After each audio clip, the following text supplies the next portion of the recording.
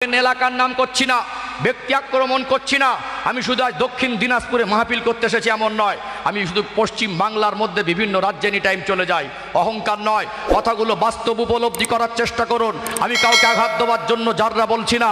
আজকে একটা গরিব মানুষ যার খাওয়া হয় না, ওই লোকটা কখনো কোনো বিপদে পড়ে একটা ধনী মানুষের দ্বারস্থ হলে না, কোনো মুসিবতে পড়ে, বাবু আপনার দ্বারা কাজটা সলভ হবে, চোখ বন্ধ করে লোকটা বলে দেয় 10,000 টাকা লাগবে। ঘুষ আছে না নেই? যে লোকটাকে আল্লাহ এত অর্থ দিয়েছে, যে লোকটা 10 বছর যদি বসে বসে খায়, 1 টাকা রোজগার না করে, তার সংসার চলে যাবে। তারপরে গরিবের কাছ থেকে 10,000 টাকা ঘুষের টাকা মাফ করে না, ছাড়ে না। তাহলে আমাদের সমাজের পরিবর্তন কি বুঝতে পারছেন? এ রোগ কি ছোট রোগ না বড় রোগ? ছোট রোগ না বড় রোগ? আমি বললাম যে মানে চরিত্রে ক্যান্সার হয়েছে, মাইন্ড করলেন নাকি? এই জন্য একটু বুঝিয়ে দিলাম। সম্মানিত ভাইরা, আজকে আমরা শুধু বলছি আমরা আপডেট হয়েছি, শুধু বলছি। বিশ্বাস করুন, আমাদের বাহ্যিক আপডেট হয়েছে, গাড়ি বাড়ির আপডেট হয়েছে, জামা কাপড়ের আপডেট হয়েছে, আমাদের ইমানের আপডেট হয়নি, আমাদের চরিত্রের আপডেট হয়নি। মানুষের কাছে আমরা ভালো সেজে ঘুরছি, মানুষের কাছে ফেরেশ সেজে আছি, মানুষের কাছে চকচকে ঝকঝকে সেজে আছি। আমরা আল্লাহর কাছে প্রিয় হতে পারিনি। জীবন পরিবর্তন করুন। আল্লাহ এই জন্য বলেছেন, ওয়ালা তামুতুন্না ইল্লা ওয়া আনতুম মুসলিমুন। বান্দা বান্দি মরতে যদি হয় পরিপূর্ণ মুসলমান না হয়ে মৃত্যুবরণ। পরিপূর্ণ মুসলমান হতে গেলে ভিতরের রূপটাকে ভালো করতে হবে, আল্লাহ যেন সন্তুষ্ট হয়। ভিতরের রূপ যার ভালো হবে, বাহ্যিকটা অটোমেটিক ভালো হবে। আর উপরে অভিনয় করে ভিতরের রূপ যার ভয়ঙ্কর হবে, মানুষের কাছে ভালো থাকতে পারে, আল্লাহর কাছে ভালো হওয়া সম্ভব হবে না। 2 নম্বর ক্লিয়ার হলো। 3 নম্বরে যাই ইনশাআল্লাহ। 3 নম্বরে, ও ভাই জানেরা, সোনার মানিক যুবকেরা, আব্বারা মায়েরা, খুব গভীর মনোযোগ দিয়ে শুনুন। সমাজে কিছু ডেঞ্জার ইমানদার আছে, মাইন্ড করবেন না, আমার কথাগুলো একটু বাস্তবের সঙ্গে মিল থাকে। সমাজে এই জন্য বলছি ডেঞ্জার শব্দ, ডেঞ্জার মানে হলো ভয়ঙ্কর। আমরা আমাদের মুখে মিষ্টি মিষ্টি কথা বলি, কিন্তু আমাদের ভিতরটা রূপ বড় ভয়ঙ্কর। এই ঠান্ডার সময় ফজরের আজান হয়ে যায়, আসসালাতু খায়রুম মিনান নাওম। ঘুমাচ্ছিল ব্যক্তিটার কানে আজানের আওয়াজ আসলো, ঘুম থেকে নামাজটা উত্তম। ঠান্ডা পানিতে কষ্ট করে উজু করলো, উজু করার পরে মসজিদে চলে গেল, নামাজটাকে জামাত সহকারে আদায় করলো। মাথার টুপি খুলিনি, তখন উজু নষ্ট হয়নি। সকাল সকাল চায়ের দোকানে বসে কিছু মানুষ আছে দেখবেন, ভালো মানুষের পিছনে সমালোচনা করে কি করে না। বর্তমান সময়ে বলছি, গভীর মনোযোগ দিয়ে শুনুন।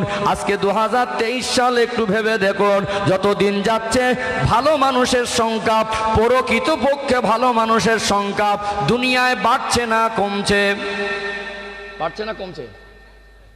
প্রকৃত ভালো মানুষের সংখ্যা, টুপিওয়ালা বেড়েছে, দাড়িওয়ালা বেড়েছে, বক্তা বেড়েছে, মুসল্লি বেড়েছে, প্রকৃত ভালো মানুষ, প্রকৃত ভালো মানুষ।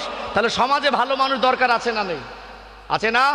রাতের বেলা কেউ কারোর বিবির কাছে চলে যাচ্ছে, রাতের বেলা কেউ মোবাইলে হারাম জিনিস দেখে দেখে ভোর পর্যন্ত জেগে আছে, রাতের বেলা কেউ চুরি করছে, কেউ মানুষের ক্ষতি সাধনের চেষ্টা করছে, আর একদল মানুষ তারা তাহাজ্জুদ পড়ে চোখের পানি ফেলে ফেলে আল্লাহর কাছে কাঁদছে। কাঁদছে না কাঁদে না?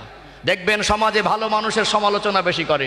কিছু মানুষ আছে দেখবেন, ভালোভাবে থাকলে মানুষ তাকে ভালোবাসবে, মানুষ তাকে সম্মান করবে। কেউ যে ভালো হয়ে চলবে, ভালো পথে থাকবে, তার জীবনটা ভালো করে সাজাবে, আর মানুষ তাকে ভালো বলবে, এই ভালো থাকা আর ভালো বলা, এই জিনিসটা কিছু মানুষের সহ্য হয় না। তাহলে ভালো মানুষের পিছনে দেখবেন কিছু মানুষ পড়ে যায়। সমাজে 10টা মদখোর আছে, তার পিছনে সমালোচনা হবে না। সমাজে 2টো দরজা ঠেলা পার্টি আছে, তার পিছনে সমালোচনা হবে না। সমাজে 2টো বড় বড় ঘুষখোর আছে, টাকায় বাবু হয়ে গেছে, তার ধারে বাড়ে যাবে না। তার নামে কথা বললে মুখটা বেঁকে যাবে, 2টো থাপ্পড় মেরে মুখে দাঁত ফেলে দেবে, তার নামে সমালোচনা করবে না। একটা সৎ মানুষ, নিরীহ মানুষ, যার মনে আল্লাহর ভয় আছে, আখিরাতের চিন্তা আছে, কবরের ভয় আছে, হারাম হালাল বেঁচে চলে, আজান হলে কি অসুস্থ আর কি সুস্থ, কি দুঃখ আর কি কষ্ট, সব কিছু উপেক্ষা করে আল্লাহর ঘরে গিয়ে সেজদায় রত হয়, যে হাতটা তুলে আল্লাহর কাছে জাতির জন্য, কওমের জন্য কাঁদে। যেই ভালো মানুষগুলোকে বেছে বেছে কিছু মানুষ সমাজে তাদের পচিয়ে দেওয়ার চেষ্টা করে। এই যে ভালো মানুষের ভালো থাকা যখন তার ভালো লাগে না, নিশ্চয়ই তার সম্মান দেখে, তার ভালো থাকা দেখে হিংসা হয়। কথা ঠিক না ঠিক? অতএব এরা হলো ডেঞ্জার কিছু মানুষ আছে। আমি মাঝে মাঝে বলি, সমাজে কিছু ডেঞ্জার ইমানদার আছে, এদের উপরের রূপটা চকচকে ঝকঝকে, এরা মানুষের সামনে প্রশংসা করে, ভিতরে গিয়ে ওই মানুষটার বদনাম করে। আছে না? ডাক করবেন না, কথাগুলো মিলিয়ে নেন।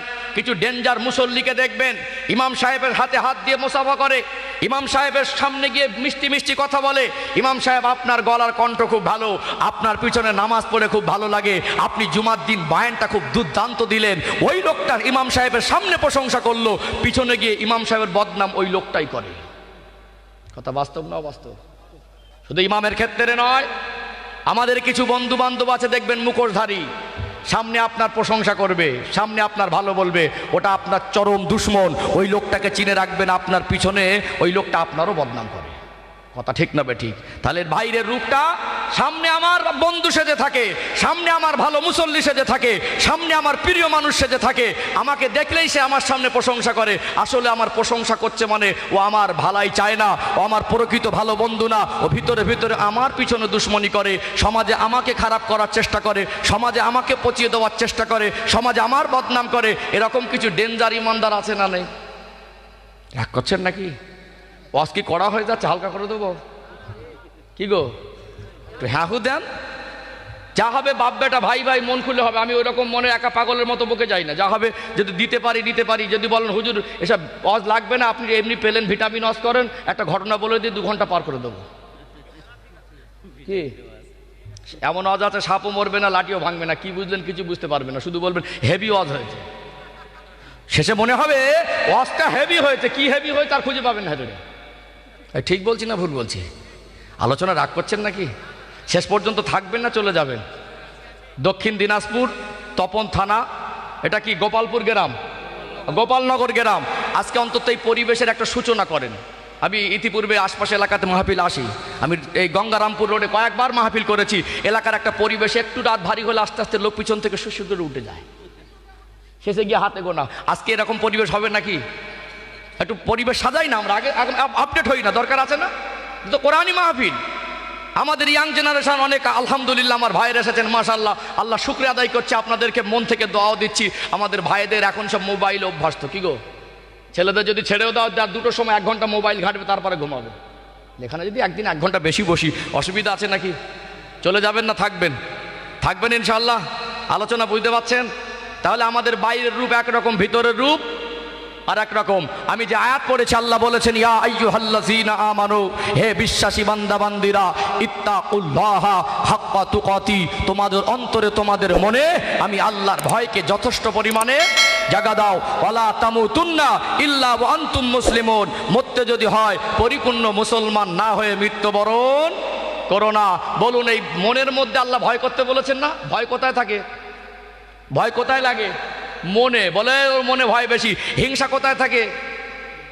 হিংসা মনে। এখানে একটা চমৎকার একটা কথা বলি, মাথায় গেঁথে নেন। এই প্যান্ডেল বড় হলে শ্রোতা বেশি ধরবে, বস্তা বড় হলে মাল বেশি ধরবে, হাঁড়ি পাতিল ভালো হলে ভাত তরকারি বেশি ধরবে, কিন্তু হিংসা এত খাতারনাক জিনিস, ছোট মনে বেশি থাকে। তাদের মনে হিংসা না, মানুষ বলে ছোট মন। কি বলে? ছোট মনে বেশি থাকে। অতএব হিংসাটা ত্যাগ করে আল্লাহকে সন্তুষ্ট করা, হিংসা মনোভাব নিয়ে হিংসা জীবন তৈরি করে মানুষের কাছে অভিনয় করে ভালো সেজে ভিতরের রূপ যদি পরিবর্তন করতে না পারি, ইমানদার হওয়া যাবে না। দুনিয়াবি ক্ষতি, আখিরাতের ক্ষতি আছে না নেই? আলোচনার লাইন বুঝতে পাচ্ছেন? আজকে আপনাদের গোপালনগর গ্রামটা পুরো আলো আলোকিত হয়ে আছে। আলো যেখানে থাকে অন্ধকার সেখানে থাকে না। আল্লাহ বলতে পারতেন আমাকে ভয় করো, হাক্কা তুকাতি, ভয় করার মতো ভয় করো। কারণ যথেষ্ট পরিমাণে যদি পরিপূর্ণ হয়ে যায় অন্তরে আল্লাহর ভয়ে, ওখানে হিংসা জায়গা পাবে না। আল্লাহ আমাদের বোঝার তৌফিক দান করেন, বলেন আল্লাহুম্মা আমিন। তাহলে কটা বলেছি? 3টে। 4 নম্বরে যাই ইনশাআল্লাহ। 4 নম্বরে যাই না? ঔষধটা বলে নি, আর 2টো পয়েন্ট বলবো। শুধু রোগ বলে গেলে কিছু মানুষ বলে হুজুর তো রোগই বলে যাচ্ছে, একটু ঔষধ বলে নেই, 2টো পয়েন্ট লাস্টে বলি নাকি? আগে ঔষধটা দিয়ে দে একটু, কেন কোরআন হাদিসের কথা কিছু দৃষ্টান্ত তুলে ধরলে ভালো লাগবে। একঘেয়েমি ভাবে শুধু দোষটাই বর্ণনা করে গেলে বলে আমরা সবই তো খারাপ। এই জন্য একটু মন নরম করা কিছু কথা উঠে আসবে ইনশাআল্লাহ। চলুন একটুখানি আরেকবার তাকবীর দেন তো, নারী তাকবীর। মাশাআল্লাহ, খুবই ভালো পরিবেশ। আর একটু প্রাণ ভরে আওয়াজ দেন, নারী তাকবীর। ভালো লাগছে। চলুন একটু আমি দৃষ্টান্ত তুলে ধরে, একটা ঔষধমূলক কিছু দৃষ্টান্ত তুলে ধরি ইনশাআল্লাহ। তারপরে আবার 2টো ডেঞ্জার পয়েন্ট ইনশাআল্লাহ বলবো।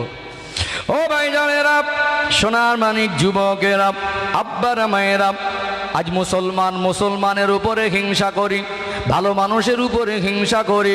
যে মায়ের পেটের ভাই একটা লজেন্স ছোটবেলায় কেটে মুখের ভিতর থেকে বার করে দিয়ে অর্ধেক ভাগ করে খেয়েছিলাম, সেই ভাই ভাই হিংসা করি। এক পরিবারে দুটো বৌমা হওয়ার পরে ওই পরিবারে হিংসা ঢুকে যাওয়ার কারণে সোনার সংসারটা টুকরা টুকরা হয়ে যায়। আজ হিংসা করছি, আমাদের মনের রূপটা কত ভয়ঙ্কর। আমরা ইসলাম মাননেওয়ালা, আমরা আমাদের নবী রেখে যাওয়া আদর্শটা জীবনে গ্রহণ করব, আমার নবী রেখে যাওয়া শিক্ষাটা জীবনে মেনে নেব। আল্লাহ দয়াময় কোরআন শরীফে সূরা আল হাসরের ভিতরে বললেন, ওমা আতাকুমুর রাসূলু ফাখুযুহু ওমা নাহাকুম আনহু ফান্তাহু। আমার নবী যেটা তোমাদেরকে আদেশ করেন ওটাকে তোমরা ধরো, ওটাকে তোমরা মেনে নাও। ওমা নাহাকুম আনহু ফান্তাহু, আমার নবী যেটা নিষেধ করেন ওটাকে তোমরা বর্জন করো। নবী রেখে যাওয়া সুন্নাত তরিকা জীবনে দরকার আছে না নেই? ইসলামের শরিয়াতে হিংসা জায়েজ নয়। দয়ার নবী, মায়ার নবী হুজুর আমার সোনা জবানে বললেন, আসহাবিকান নুজুম বিআইয়িহিম ইক্তাদাইতুম ইহতাদাইতুম। আমার এক একটা সাহাবা হলো নক্ষত্রের সমতুল্য। কোনো একজন সাহাবার জীবন আদর্শ যদি ফলো করো হেদায়েত পেয়ে যাবে। মানুষ মানুষকে কেমন ভালোবাসতে হয়, মুসলমান মুসলমানের কেমন সম্পর্ক, ইসলাম আমাদের কি শিক্ষা দিয়েছে, আজ আমরা কেমন শিক্ষা গ্রহণ করেছি, একটু শরিয়াতের থেকে দৃষ্টান্ত তুলে ধরি। আল্লাহ পাক আমার আপনার দয়া নবীকে 63 বছরের হায়াতে জীবন দিয়েছিলেন। কত বছর? 63। আল্লাহ নবীকে বহুভাবে মেরে ফেলার চক্রান্ত করা হলো, আল্লাহ নবীকে জাদুকর বলা হলো, পাগল বলা হলো। দয়ার নবীর সাহাবায়ে কেরামগুলোকে শহীদ করে দেওয়া হলো। মাত্র 40 বছর বয়স থেকে 13 বছর এক ধারে মক্কার জমিনে ঘাত প্রতিঘাতের ভিতর থেকে দিনের খেদমাত করলেন। একটা সময় আমার আপনার দয়ার নবী মায়ার নবীর পিছনে মক্কার মানুষেরা এত চরম দুশ্মনী শুরু করে দিল, নবী আমার হিজরত করে মক্কা জমিন ছেড়ে মদিনা জমিনে চলে গিয়েছিলেন না জাননি? আল্লাহ নবী যখন হিজরত করে মদিনা জমিনে গিয়েছিলেন ওই সময় আমার নবীর বয়স ছিল 53 বছর বয়স। কত বছর বললাম? 53 বছর বয়সে নবী আমার হিজরত করলেন, মদিনায় গেলেন। মদিনার মানুষ আল্লাহ নবীকে বুক ভরা ভালোবাসা দিয়েছিলেন। আল্লাহ নবীর ভিতরে আল্লাহ পাক হিকমত দিয়েছিলেন। আমার নবীকে আল্লাহ পাক যে জ্ঞান দিয়েছেন, আমার নবী যে কোয়ালিটি কোয়ান্টিটির মানুষ, আমার নবীর মতো এত জ্ঞানী মানুষ পৃথিবীতে আর কেউ জন্ম হয় বাবাজিরা। আল্লাহ নবী সরাসরি মদিনা শহরে প্রবেশ করেন নাই, কোবা নামক পল্লীতে 2 সপ্তাহের মতো অবস্থান করেছিলেন। যেহেতু নামাজ ফরজ হয়েছে মাক্কি জীবনে, মেরাজের ঘটনা হয়েছে মাক্কি জীবনে, যখন হিজরত করে মদিনায় গেলেন তখন 5 ওয়াক্ত নামাজকে আল্লাহ ফরজ করে দিয়েছেন। 2 সপ্তাহ মতো কোবা নামক পল্লীতে অবস্থান করেছিলেন। ওই 2 সপ্তাহের ব্যবধানে একটা মসজিদ নির্মাণ করেছেন। ওই মসজিদটার নাম হলো মসজিদে কোবা। আল্লাহ নবীর হাতে গড়া ইসলামের ইতিহাসে এটা হলো প্রথম মসজিদ। ওই মসজিদটার নাম হলো মসজিদে কোবা। এর একটা সম্মান আছে না নেই? যেহেতু নবীর হাতে গড়া প্রথম মসজিদ, মদিনার মসজিদে নববী শরীফে 1 রাকাত নামাজ পড়লে আল্লাহ দয়াময় খুশি হয়ে 50,000 রাকাতের নেকি দেয়। বলুন সুবহানাল্লাহ। কিন্তু যে মসজিদটা আমার নবীর হাতে গড়া, ওই মসজিদের একটা এক্সট্রা সম্মান থাকবে কি থাকবে না?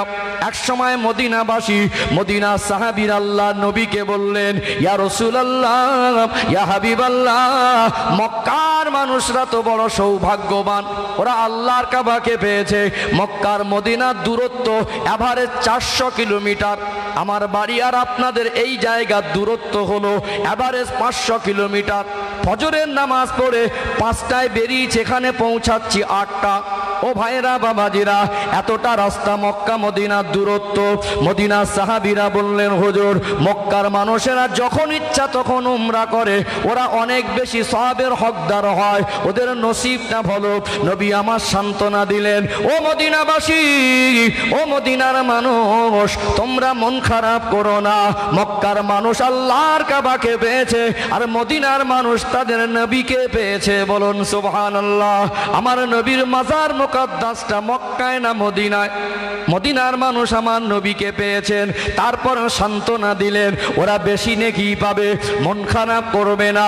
যখন উমরা হজের নেকিটা তোমার কাছে অর্জন করাটা যখন মন থেকে আসবে, চলে যাবে কোবা পল্লীতে, ওই জায়গায় মসজিদে কোবায় গিয়ে 2 রাকাত নামাজ পড়লে আল্লাহ দয়াময় খুশি হয়ে একটা উমরা হজের নেকি